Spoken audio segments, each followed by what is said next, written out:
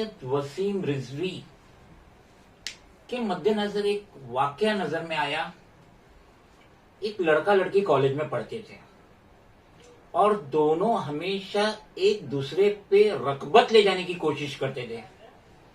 ये दोनों नई नई मैगजीन खरीदते थे और उस पे घंटों बहस मुबाहिसा करते थे अपने आप को टॉप जाहिर करने के लिए। एक दिन लड़की बीमार पड़ती है और वो लड़के को बहुत एहसास होता है कि मैं आज जाके उस लड़की को हकीकत से आगाह करूं कि जिस टॉपिक पे मैं बहस और मुबाहिसा करता था वो मैगजीन तो मैंने पढ़ा ही नहीं। बिल आखिर वो लड़की के घर जाता है जो बीमार थी और उससे ये हकीकी वाकया बताना चाहता है कि मैंने वो मैगजीन पढ़ा ही नहीं जिसपे हम दोनों आपस में घंटों बहस और मुबाहिसा करते थे। लड़का लड़की के घर जाता है ये हकीकत बोलने के लिए, लेकिन वहां जाके वो देखता है कि जितनी मैगजीन उस लड़की ने खरीदी थी वो वैसे ही उसके टेबल पे पड़ी थी अनटच। यानी उस लड़की ने भी वो मैगजीन नहीं पढ़ी थी और दोनों घंटे बहस मुबाहिसा करते थे अपने आप को टॉप जाहिर करने में। आजिजी के लिबास में दिलों के यजीद हैं लोग। सैयद वसीम रिजवी ये एक्स चेयरमैन है शिया सेंट्रल बोर्ड ऑफ वक्फ उत्तर प्रदेश। ये बॉलीवुड के फिल्म प्रोड्यूसर है। इन्होंने राम जन्मभूमि नामी फिल्म प्रोड्यूस की थी ईयर 2019 जो ऑनलाइन रिलीज हुई थी।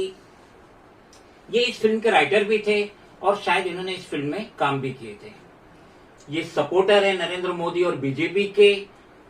ये लखनऊ उत्तर प्रदेश में पैदा हुए थे। इन्होंने अपनी तालीम लखनऊ यूनिवर्सिटी से कंप्लीट करी और 12 मार्च 2021 को इन्होंने सुप्रीम कोर्ट में एक पिटीशन दायर की to remove 26 verses from the holy Quran. यानी इन्होंने सुप्रीम कोर्ट से इल्तिजा की कि आप 26 आयतें हैं वो कुरान शरीफ से निकाल दीजिए। इनका ऑक्यूपेशन ने debater, film maker.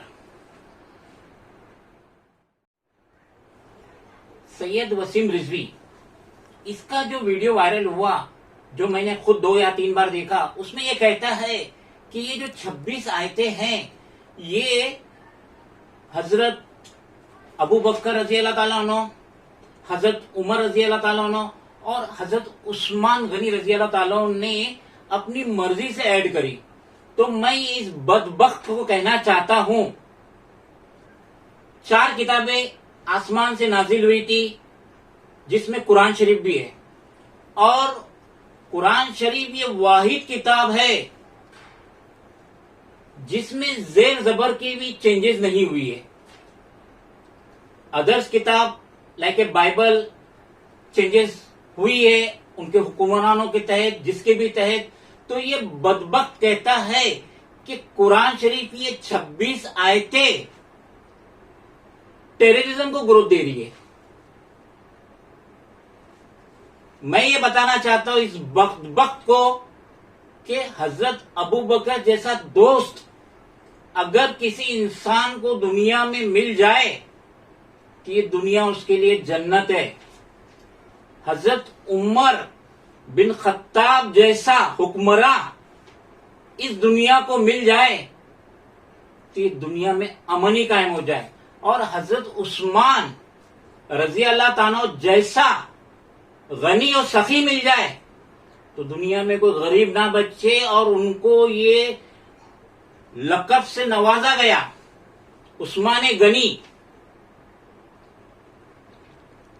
Syed Wasim Rizvi अपने वीडियो में कहता है कि इन लोगों ने तलवार के बल पे इस्लाम को फैलाया।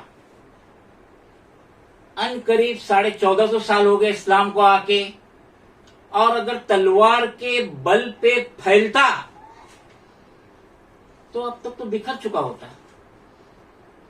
मैं चंद जालिम हुक्मरां का यहां जिक्र करता हूं जो 1200 में, 1300 में, 1400 सदी में आए थे।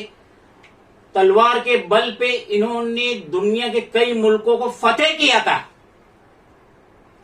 दौलत के लिए, हुक्मरानी के लिए मैं उनके नाम पेश करता हूं, और आज उनके पूछने वाला कोई भी नहीं है। तो नंबर 1 पे आता है चंगेज खान।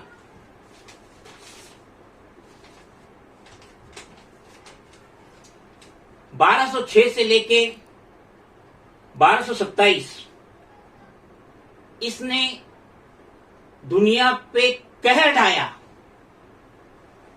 अनकरीब निस्फ दुनिया को इसने फतेह किया, और जहां से ये गुजरता था तबाह बर्बाद कर देता था, उस मुल्क को जला देता था, वहां के जवान बच्चों को कत्लो आम कर देता था।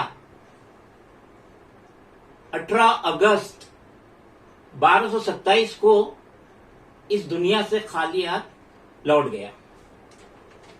हलाको खान इसका रिलेटिव 2015-16 में ये पैदा हुआ था, और 18 फरवरी 1265 को 49 ईयर्स में ये मर गया। इसने भी बहुत जुल्म ढाया। अमीर तैमूर 9 अप्रैल 1336 में पैदा हुआ था। 14 फरवरी 1405 में मरा। समरकंद उज़्बेकिस्तान में इसकी कब्र है। तो ये ऐसे हुक्मरान गुजरे हैं, ऐसे जालिम, ऐसे डिक्टेटर गुजरे हैं, जो 1-1.5 लाख लोगों को कत्ल करके उनकी मुंडियों के मीनार बनाते थे। उसमें से जब खून टपकता था तो बड़े खुश होते थे।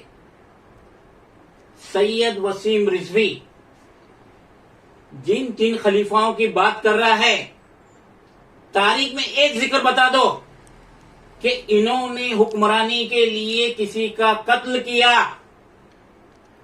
तारीख में एक जिक्र बता दो कि इन्होंने अपने लिए खजाने छोड़े, अपनी औलाद के लिए खजाने छोड़े। ये बदबख्त सैयद वसीम रिजवी ये एक मोहरा बन रहा है, और ये मेरे मद्देनजर शिया और सुन्नी हजरात के बीच में नफरत की आग लगाना चाह रहा है। इसे नजर नहीं आ रहा है देश में वैसे ही प्रॉब्लम है। ये आतंकवाद का सहारा ले रहा है कि ये आयते आतंकवाद को बढ़ावा दे रहे, वायलेंस को बढ़ावा दे रहे हैं। ये मिसगाइड कर रहा है। ये मिडल ईस्ट की आग को हिंदुस्तान में लाना चाहता है। सीरिया, शाम, Iraq, Yemen, Libya, Lebanon etcetera etcetera, वहां पे जो फसादात हो रहे हैं, पूरा मुल्क तबाह हो रहा है, तो ये आग हिंदुस्तान में लगाना चाहता है। इसलिए मैं स्पेशली रिक्वेस्ट करता हूं to the competent higher authorities including prime minister of India, home minister of India, other agencies, NIA, ED, CBI, इस बदबख्त पे सख्त एक्शन ले। ये दिलों में दरार डाल रहा है। मैं सुन्नी हूं, मेरे कई शेख हजरात से बहुत अच्छी दोस्ती है। नंबर 1 पे हमारे आते हैं हसन भाई, सैयद हसन रिजवी।